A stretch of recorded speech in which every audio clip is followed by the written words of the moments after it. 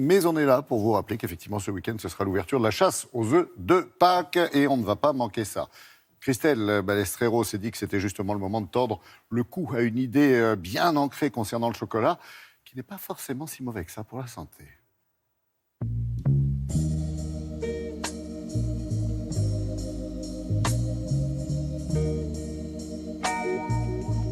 Une étude a montré que les personnes qui consomment du chocolat pouvaient protéger leur foie vis-à-vis d'un certain nombre de maladies. Il a été montré chez des gens qui avaient une infection du foie par le virus de l'hépatite que celles et ceux qui consommaient du chocolat quotidiennement avaient moins de marqueurs biologiques montrant une atteinte du foie que ceux qui ne consommaient pas de chocolat régulièrement. On sait que le chocolat contient du cacao avec un certain nombre de substances antioxydantes, anti-inflammatoires qui pourraient peut-être expliquer cet effet bénéfique du chocolat sur le foie.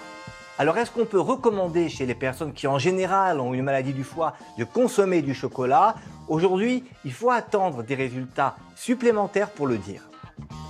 Il y a un autre domaine où l'effet du chocolat a été évalué, c'est dans le domaine des maladies cardiovasculaires. Là, on a des données depuis plus de 20 ans qui montrent de manière assez régulière que quand on consomme du chocolat et plus particulièrement du cacao, on réduit le risque d'attaque cardiaque et d'attaque cérébrale d'environ 30%. Il y a même des études qui ont testé exactement l'effet du chocolat sur la pression artérielle, montrant que si on en consomme quotidiennement, on peut réduire un petit peu, mais de manière significative, la pression artérielle. Alors comment peut-on expliquer l'impact favorable du chocolat sur l'appareil cardiovasculaire?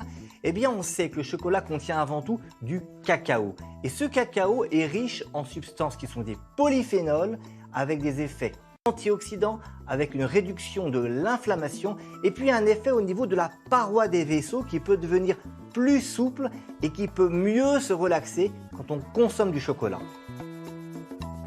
Pour la pratique, il faut bien comprendre que ce qui est efficace dans le chocolat, c'est le cacao.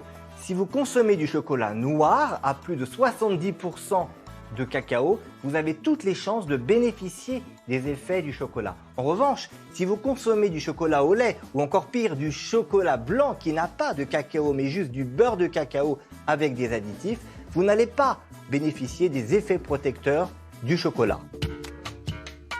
En ce qui concerne la quantité, il faut être vigilant, le chocolat c'est quand même quelque chose de très calorique. On peut conseiller de consommer 1 à 2 carrés par jour de chocolat noir et on a toutes les chances d'avoir les bénéfices du chocolat sans les risques de prise de poids.